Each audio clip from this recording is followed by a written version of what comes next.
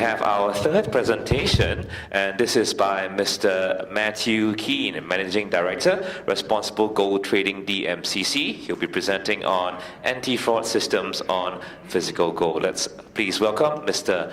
Matthew Keane, please. Thank you very much. Thank you, Ruth, for that.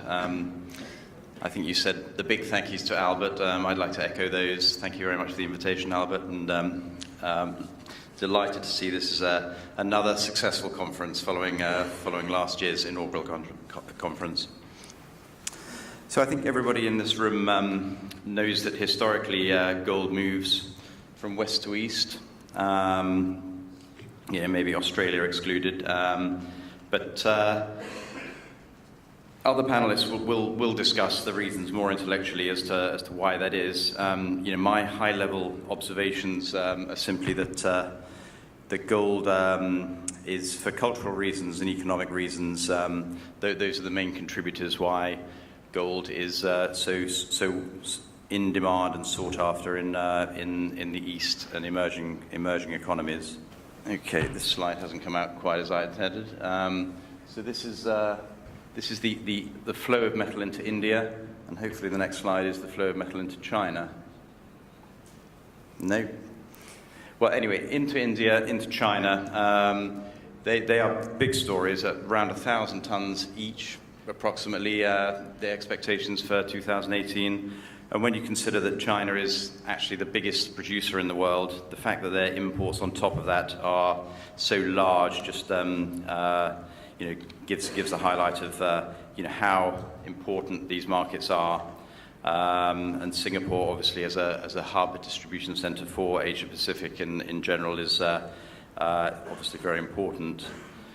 My belief is that gold is going to become more relevant to people in all emerging markets, and that we're about to witness what some are describing as democratization of investment markets, where gold will play a major role. I was interested in Bart's comments about some of the biggest emerging economies reducing their reliance on the US dollar. And I think we see that in lots of different ways. The fact that China and Russia as the two big giants are increasing their gold reserves at the moment, and no gold is leaving either of those countries, is another suggestion that reducing reliance on the US dollar is a theme that's occurring. So I'm going to tell you a little bit about our business, and hopefully what's coming up is going to be a short video. The world's gold supply chain is a complex global network of various industries involved in the production of gold. For years, mining has faced environmental and ethical issues. Today's buyers want quality, conflict-free gold. As a result, demand for responsible gold is increasing. But with the current supply chain, tracking down the origin of gold remains challenging. Participants in the supply chain are siloed, and the process is manual.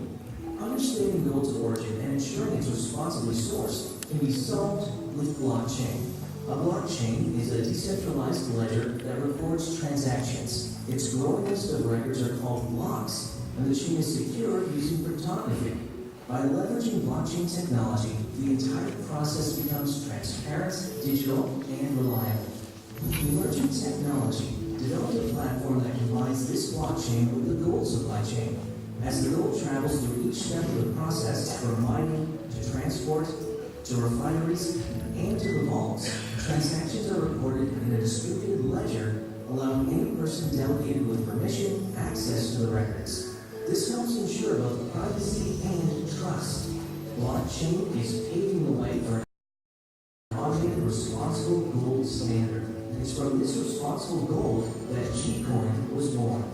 It's a digital token backed by responsibly sourced physical gold and pegged to the spot price of gold, meaning that as a digital asset, G-Coin remains more liquid and stable than other fiat currencies. G-Coin's solution opens new buyers for the industry while expanding existing markets. To learn more, visit www.gcoin.com.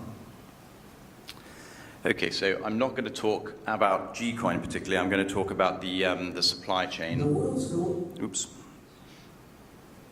Okay, so this is a display of what you just saw on the video. We've got a supply chain that tracks gold from mine site all the way through to refinery and then onto vault and then on into the wider market.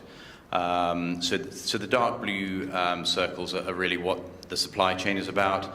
The yellow or gold coloured is our business and why we built the blockchain in the first place. As I say, I'm going to leave that aside. So the supply chain has provenance visibility and is accessible to miners and refiners who adhere to the standards that we've crafted over time, or the standards that have been crafted by the LBMA and the World Gold Council in particular, and others. So in anticipation of more scrutiny as time moves on, we're documenting additional standards. So on top of the 3 bullets, we're at least recording elements of health and safety, environmental sustainability, things like money laundering are covered to an extent in existing standards, but the conflict-free standards from the World Gold Council only go so far. So things like terrorist financing is something that is also being captured by our blockchain. In the sake of time, I don't think I've really got time to go into these, but this is basically what you just saw in the video. It gives a little bit of a description of what happens at each stage. And I'm seeing a countdown that's just running away. That 90-second video is really eaten in. So I'll just quickly go through how it works. It's very, very simple procedure. What you're seeing on the slide here is a box that's got a tamper-proof seal on it, a cryptographic seal. It can't be broken into, and this is essentially what we intend using for our G-coin inventory. But for the sake of gold going into electronics, jewelers, or regular investors, it doesn't need to be in a box like that. Just a seal that links up with the gold that's gone through the provenance chain is going to be good enough. So again, I'm going to flick through these, but just to describe, when gold comes out of the ground at mine site, goes through its first rough smelt into a doré bar, that's when our technology will capture it. So it will go into a box, a drum, a bag, and be sealed with a cryptographic seal and an RFID tag. Anyone that's licensed the supply chain will have these tags. They'll order the tags, and they'll seal up the box with the tag. And then from that point, it's quite simply a case of swiping with an Android device, such as whatever this phone is, and then the first layer of information gets uploaded, the first block, if you like, gets uploaded onto the blockchain. And this will demonstrate what's been uploaded. And then really, from this point on, it's going from miner to logistics company. Logistics company is then taking control of it. Logistics company hands over to the refinery. The refinery is then breaking the seal for the first time, then refining the gold and into kilobars, and then reattaching another security tag to tie up with the first part of the provenance chain. So to sort of reconnect that up. And then that can go on to consumers, either as grain, kilobars, or in the case of our particular product, the G-coin in its little cozy box. So gold leaving the system, this is the big story, and this, I guess, is kind of what I've been asked to talk about, really. What are the risks, and who bears the risks when gold leaves the system? And I kind of weighed up, is it the consumers, the refiners, is it the banks, the vault managers? And actually, every actor bears significant risk. I mean, in the case of a consumer, I guess, it it's very easy for, let's say, jewelry companies to, you know, a lot of their reputation is very dependent upon them doing things correctly in the supply chain. The sourcing element is of huge importance to them. So, you know, they bear a big risk. The refiners, as Michael Meserick mentioned, you know, they kind of carry the can for gold that the gold sourcing part of the supply chain. You know, the buck stops with the refiners. So again, you know, bad gold coming in, that's a big risk for them. And gold going out into the system afterwards. If a gold bar is forged, is cloned, you know, the refiners again have reputational issues to contend with. And then, you know, looking at the third element, the vault managers or the banks, maybe is a better way to describe. You know, in a market that trades $250 billion a day, you know, bad gold coming into the ecosystem through the vaults is another, obviously, a potentially huge problem. So, in all separate ways, I think all of the actors here have significant risk to gold that's left the system in order for it to come back safely. So, talking about anti-fraud for the gold industry, I mean, you know, I think it's fair to say that well, I noticed that the Fisher people are out there with their Sigma scope. That's probably quite a good way of checking that gold is gold. But I think more frequently, that's not really the big problem.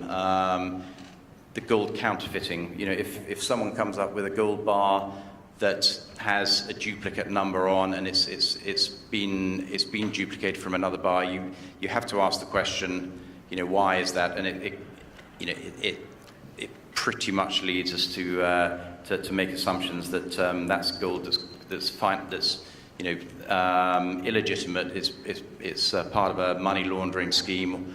So these are big problems. So different refiners have different methods for preserving their own reputation, their own brand. I think we all know PAMP has Veriscan, and Argor Heraeus has that fantastic hologram that they use. But these are all proprietary methods, and they're there to protect, you know, their own reputations, their own brands. And I think you know, what needs to happen is information sharing on a larger scale. I mean, we're a Silicon Valley company. We sit within a stone's throw of all of the big tech giants, and we've asked a few questions about, you know, has anyone got you know, some good ideas how to take imaging and apply it to gold bars? And you know, the response we've had from several companies is, well, you know, that's dead simple. You know, with biometrics and facial recognition being, you know, the way technology has taken us, you know, Homeland Security, voting, you know, all of these things rely on this technology. It has to be pretty secure, and if you can